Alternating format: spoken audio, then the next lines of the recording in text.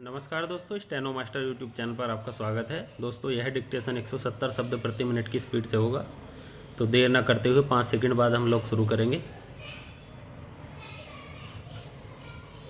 माननीय सभापति महोदय, माननीय मंत्री जी द्वारा श्रम और कल्याण विभाग की जो अनुदान मांगे प्रस्तुत की गई हैं, उस पर मैं अपने विचार व्यक्त करना चाहता हूं। उसमें मैं केवल कल्याण विभाग पर ही अपना अधिक ध्यान दूंगा, खासकर उस आदिवासी उप योजना क्षेत्र में जहां पर काफ़ी कल्याण योजनाएं चलाई जा रही हैं। उन योजनाओं में जैसा कि माननीय मंत्री जी ने बताया, अब तक आदिवासी योजनाओं में लगभग 16,000 करोड़ रुपए खर्च किए गए हैं। यदि उस खर्च के अनुसार देखा जाए तो उसका कोई संतोषजनक परिणाम नहीं दिखता है। यह सही है कि जो योजनाएं जिन समाज के लोगों के विकास के लिए बनाई गई हैं, उस योजना को पूरी तरह से समझने के लिए, पूरी तरह से जानने के लिए उनमें शिक्षा की कमी थी। शिक्षा की इस कमी को दूर करने के लिए कौन सी योजनाएं लाभदायक होंगी, इसकी तरफ आपने कोई ध्यान नहीं दिया। और जो योजनाएं बनी भी, उन योजनाओं के बीच में भी बिचौलियों ने ही रुकावट डाली और इन योजनाओं में जिस ढंग से लाभ मिलना चाहिए था, उस ढंग से इसमें लाभ नहीं मिल पाया। आज सबसे ज़रूरी बात यह है कि शिक्षा को हम अधिक से अधिक कारगर सिद्ध करें, और यदि शिक्षा को आगे बढ़ाया जाएगा तभी ये योजनाएं या स्कीमें आगे बढ़ेंगी और लोगों के लिए लाभप्रद सिद्ध होंगी। नहीं तो ये योजनाएं सिर्फ कागज़ में ही दर्ज होंगी और इसका लाभ जनता को नहीं मिल सकेगा। इसमें करोड़ों करोड़ रुपया खर्च होगा, लेकिन वह क्षेत्र वैसे का वैसा ही रहेगा जैसा कि आज है। इसलिए यह जरूरी है कि शिक्षा के ऊपर भी विशेष रूप से ध्यान दिया जाए। आज शिक्षा की तरफ इस आंगनवाड़ी को शुरू कर दिया गया है। यदि इस आंगनवाड़ी पर सही ढंग से अभी से निगरानी रखी जाए तो बाल्यावस्था के बच्चों के लिए जो आंगनवाड़ी उनकी शिक्षा की तरफ, उनके स्वास्थ्य की तरफ और उनके वर्तमान दृष्टिकोण से जो वातावरण तैयार किया जा रहा है, इसको यदि अच्छे रूप से तैयार किया गया तो यह योजना लोकप्रिय कहलाएगी। लेकिन आज इन योजनाओं की तरफ कोई ध्यान नहीं दिया जा रहा है। शासन में जो योजनाएं चल भी रही हैं, उससे जो संबंधित अधिकारी और अन्य लोग हैं, वे भी इन योजनाओं को सही ढंग से नहीं चला रहे हैं। माननीय सभापति महोदय, इन योजनाओं में भी आज लोगों की, ग्राम की, पंचायत की, क्षेत्र की भागीदारी होनी चाहिए, लेकिन इसमें इनकी भागीदारी नहीं है। इसमें जो अधिकारी आदि होते हैं, वे अपनी मनमानी से कार्य करते हैं। जो कुछ वह खरीदता है या जो भी कार्य वह करता है, उसमें वह अपनी मनमानी करता है। स्थानीय जो स्थिति है उससे यह कोई संबंध नहीं रखता है। इस योजना के अंतर्गत इन लोगों को भी भागीदारी इसमें जुड़े, इसके लिए भी आपको इसमें कुछ सुधार करना चाहिए, क्योंकि अभी शुरुआत है। और यदि शुरुआत में ही इस योजना को अच्छी तरह से लागू किया गया तो पिछड़े क्षेत्रों में, दूर दराज के क्षेत्रों में, जो अज्ञानता वाले क्षेत्र हैं, उनमें ये योजनाएं लोकप्रिय कहलाएंगी। शिक्षा के लिए आज जगह जगह पर स्कूल और कॉलेज खोले गए हैं, लेकिन उसमें जो गुणवत्ता होनी चाहिए वह वहाँ नहीं है। स्कूल और कॉलेज खोले गए हैं, लेकिन जहाँ स्कूल हैं वहाँ बच्चे नहीं आ रहे हैं, और जहाँ बच्चे हैं वहाँ पर तो स्कूल का पता ही नहीं है। वहाँ पर बच्चे झाड़ के नीचे या पेड़ों के नीचे पढ़ाई कर रहे हैं। ऐसी स्थिति में जो स्कूल और कॉलेज खोले गए हैं, उन्हें सक्षम किया जाए।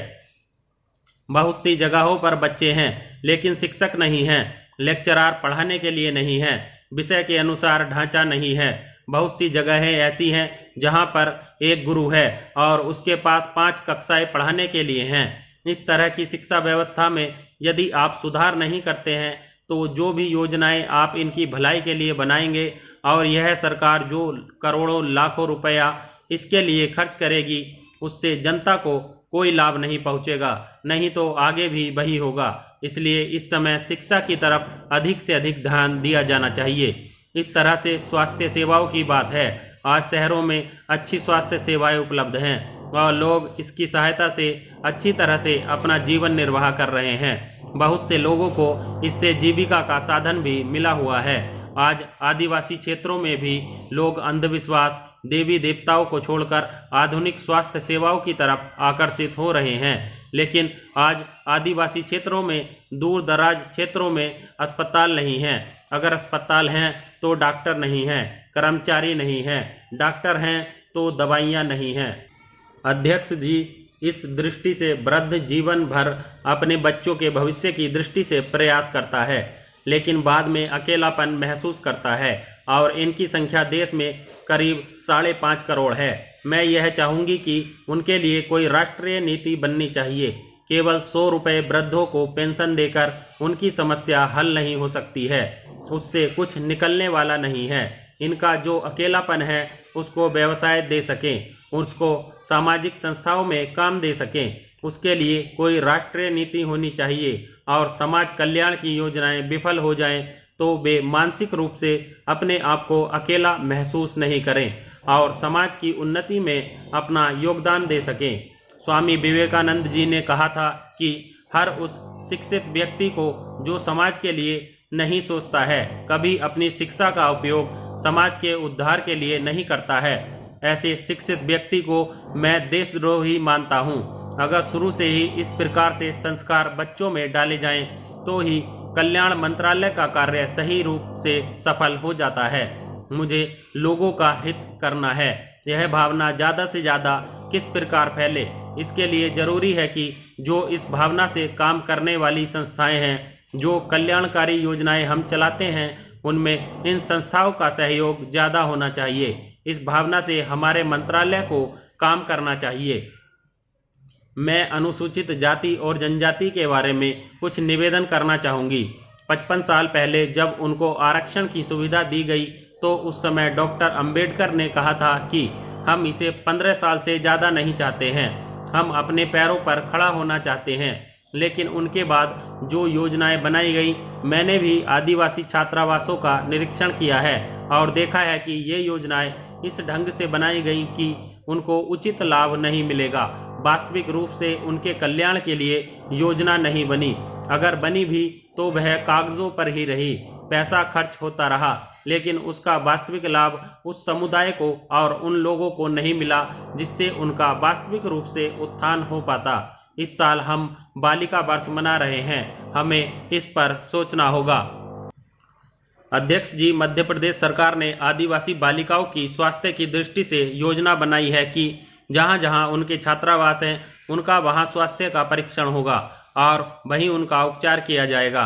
कई केंद्रों में शिशु सदन भी बने हैं, लेकिन वहां बच्चों के स्वास्थ्य का परीक्षण नहीं होता है। इसलिए जिस प्रकार मध्य प्रदेश सरकार ने यह कार्यक्रम अपने हाथ में लिया है, मैं चाहूँगी कि अपनी सरकार भी इस दृष्टि से सोचे। केवल अनुदान देने की बात ही नहीं होनी चाहिए, उनको अपने पैरों पर खड़ा करने की दृष्टि से योजना का निर्माण करना चाहिए। जैसे विवेकानंद जी ने कहा था कि हम अपने आप को देशद्रोही नहीं माने, इस दृष्टि से योजनाएं बनानी चाहिए और वृद्धों के लिए राष्ट्रीय नीति होनी चाहिए जिससे उनको अकेलापन महसूस न हो। केवल 100 या 150 रुपए की पेंशन देने के बाद हम अपने कार्य की इति समझ ले, यह नहीं होना चाहिए। अगर हम इन सब बातों को सोचें तो हमारे मंत्रालय का जो उद्देश्य है, बहुजन हिताय बहुजन सुखाय, वह फलीभूत हो सकेगा। हमें गरीबों, आदिवासियों और अनुसूचित जातियों के लिए पूरी तरह से सोचकर उनके हित की योजनाएं बनानी चाहिए और उनका उद्धार करना चाहिए। माननीय सभापति महोदय, सर्वप्रथम मैं माननीय मंत्री जी को श्रम मंत्रालय का कार्यभार संभालने के लिए बधाई देना चाहता हूं। वे युवा हैं और अति परिश्रमी हैं। मैं आशा करता हूं कि उनकी कार्य अवधि के दौरान श्रमिकों का जीवन स्तर बेहतर होगा। भारत में दक्ष और अदक्ष दोनों प्रकार के श्रमिक बहुतायत में हैं। हम औद्योगिक दृष्टि से अति विकसित राष्ट्रों में से भी एक हैं। हमारा वैज्ञानिक और प्रौद्योगिक आधार बहुत ही सुदृढ़ है, लेकिन दुर्भाग्यवश इन समस्त उपलब्धियों के पीछे जो श्रम बल है, देश में निरंतर उसकी उपेक्षा की जा रही है। दिन प्रतिदिन उसके जीवन स्तर में गिरावट जा रही है। चाहे कोई वैज्ञानिक आत्महत्या करे अथवा किसी बंद मिल में मजदूर भूखा मरे, इससे सरकार द्वारा बढ़ती जा रही उपेक्षा प्रमाणित होती है। देश में अनेक उद्योग रुग्ण इकाई के रूप में बंद हो रहे हैं। वित्तीय संस्थाओं से मिल मालिक भारी मात्रा में ऋण लेते हैं और उस धनराशि को उद्योग की उन्नति में लगाने के बजाय संपूर्ण राशि हड़प कर जाते हैं और इकाई को रुग्ण घोषित कर देते हैं। विराम। तो दोस्तों, 170 शब्द प्रति मिनट की स्पीड से यह डिक्टेशन था। बार बार अभ्यास कीजिएगा, लिखिएगा, जुड़े रहिएगा हमारे चैनल के साथ। तब तक के लिए जय हिंद, जय भारत। जल्दी ही मिलते हैं अगली वीडियो के साथ।